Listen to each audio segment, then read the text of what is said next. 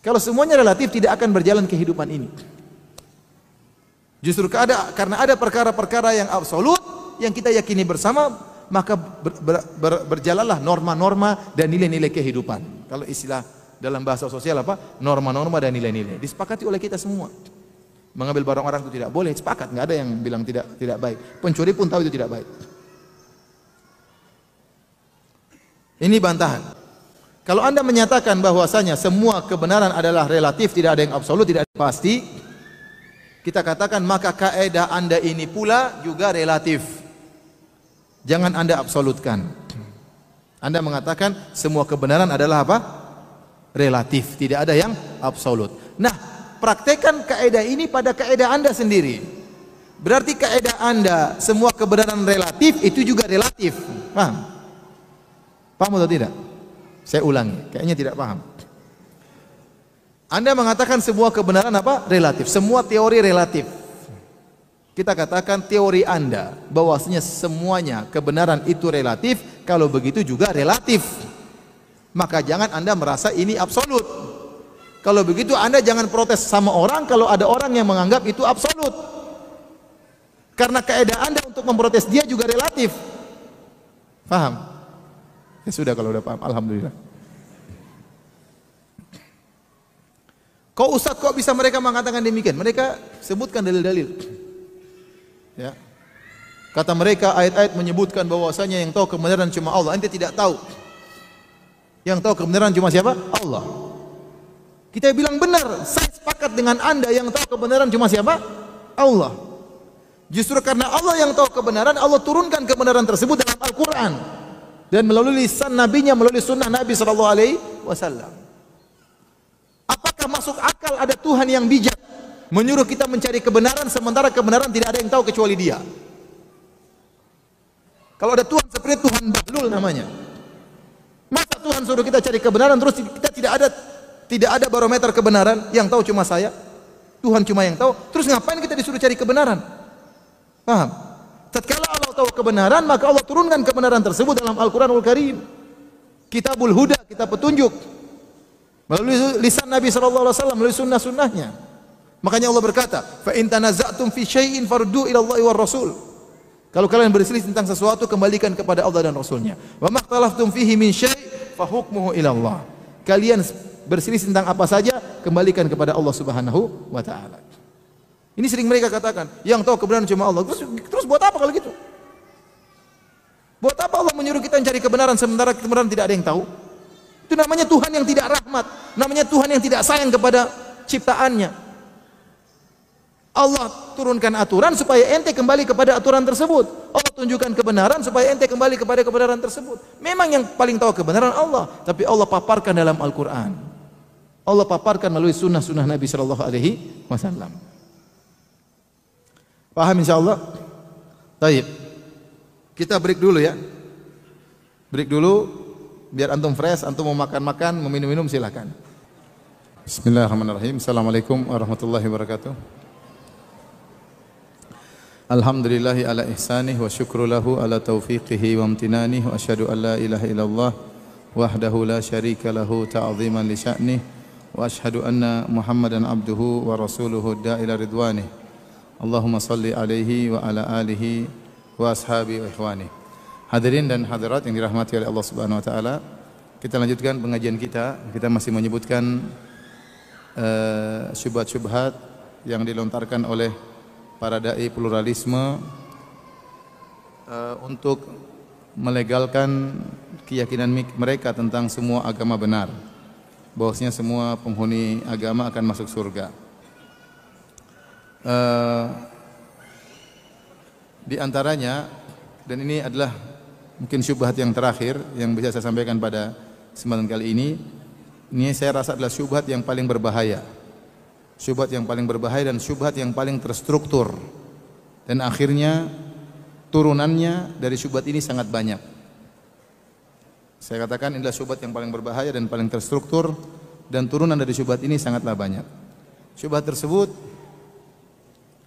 dilontarkan oleh mereka, ya, bahwasanya Allah Subhanahu wa taala tidak punya bahasa.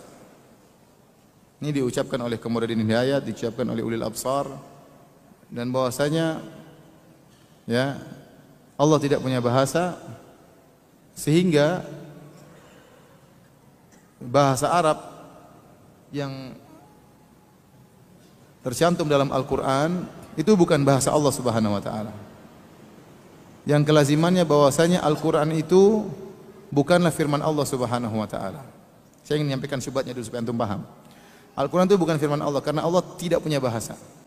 Kalau begitu Al-Quran itu apa?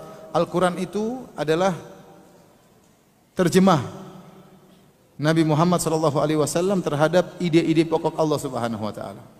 Allah ingin menyampaikan sesuatu tanpa bahasa, dipahami oleh Nabi SAW, diungkapkan dengan bahasa Arab berupa Al-Quran. Kalau Al-Quran adalah bahasanya Nabi Muhammad, bukan bahasa Allah, nah kita tahu bahwasanya Nabi Muhammad adalah seorang manusia. Dan kita tahu bahwasanya tidak semua penerjemah bisa menyampaikan sebagaimana bahasa aslinya. Apalagi yang ingin menyampaikan adalah Tuhan, sementara Muhammad penerjemah manusia. Sehingga pasti penerjemahnya tidak sempurna. Karena dia manusia. Yang kedua, apalagi terkontaminasi atau terpengaruh dengan kondisi di mana Muhammad berada sallallahu alaihi wasallam, yaitu 1400 tahun yang lalu. Kondisi lingkungannya, sehingga terjemahannya masih tercampur atau terikat dengan kondisi yang ada. Ya. Ini semua mereka ungkapkan tujuannya untuk apa? Untuk menghilangkan kesucian Al-Quran.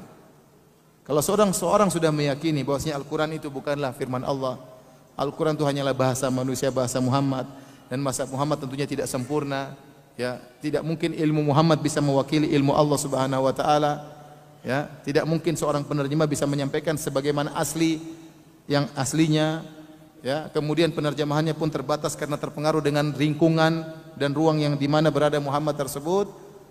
Oleh karenanya tidak perlu kita mensucikan Al-Quran. Ini mereka tidak ungkapkan demikian. Perkataan tidak perlu mensucikan Al-Quran mereka tidak ungkapkan, tetapi kenyataannya seperti itu. Dari situ akhirnya mereka mengatakan jangan kita menafsirkan Al-Quran secara tekstual. Karena kalau tekstual berarti terikat dengan bahasa manusia, terikat juga dengan lingkungan 1400 tahun yang lalu. Sekarang zaman sudah berubah. Jangan bilang lagi manhaj salaf, manhaj salaf. Mereka tertawa kalau ada orang bilang manhaj salaf. Masa ente mau bawa 1400 tahun yang lalu dibawa ke tahun 2017? Ya. Apa itu manhaj salaf? Jadi bahan tertawaan aja. Oleh karenanya mereka mengatakan, ya, maka tidak boleh Al-Quran ditafsirkan secara tekstual terus. Harus ada namanya tafsir kontekstual yang sesuai dengan zaman dan kondisi. Itulah yang namanya Al-Quran bisa sesuai dengan kondisi dan zaman. Kapan bisa dikatakan Al-Quran syariat Islam selalu cocok dalam setiap zaman dan tempat? Maksudnya apa? Caranya ditafsirkan dengan cara tafsiran kontekstual. Jangan terpaku pada teks. Sehingga mereka membuat suatu metode penafsiran yang dinamakan dengan hermeneutika. Dengan hermeneutika. Ini pola pemikiran persis diungkapkan oleh Dr. Qamaruddin Hidayat dalam bukunya Hermeneutika. Seperti ini, dan ini mengerikan. Akhirnya turunannya timbul apa? Kata ulil absar, tidak perlu kita menerapkan syariat Islam. Tidak perlu kita menerapkan syariat Islam sebagaimana plek yang diterapkan oleh Nabi Muhammad. Kenapa? Karena Nabi Muhammad waktu itu menerjemahkan sesuai di zamannya. Maka ada namanya hukum potong tangan bagi yang mencuri, maka ada namanya hukum mencambuk bagi orang yang berzina atau dirajam bagi orang yang berzina. Itu tidak boleh kita terapkan sekarang. Karena itu diterapkan sesuai dengan zaman Muhammad tatkala itu. Di antara yang mengatakan karena di zaman tersebut tidak ada namanya alternatif, tidak ada penjara, tidak ada misalnya dengan didenda duit atau macam-macamnya. Adapun sekarang zaman sudah berubah. Maka kita harus berijtihad, kata ulil absar, kita harus berijtihad membuat hukum baru. Membuat hukum baru yang sesuai dengan zaman kita. Karena kalau Anda terikat dengan tekstual konteks Nabi, adapun kontekstual Al-Quran saja enggak boleh, apalagi tekstual apa? Kita terikat dengan tekstual Al-Quran saja tidak boleh, apalagi tekstual hadis Nabi. Akhirnya mereka berfatwa juga misalnya kaum Nabi Lut disiksa bukan karena homoseksualnya, sebagaimana perkataan Musda Mulia, bukan karena homoseksualnya, tapi karena cara berhomoseksualnya. Akhirnya ulil absar berkata bahwasanya ayat-ayat dalam Al-Qur'an ya bercerita tentang para nabi, kisah-kisah para nabi itu tidak mesti benar. Tidak mesti benar. Itu hanya cerita-cerita dibuat oleh Allah supaya orang bertakwa, supaya orang takut. Maka dia punya tulisan judulnya Al-Qur'an dan Spider-Man.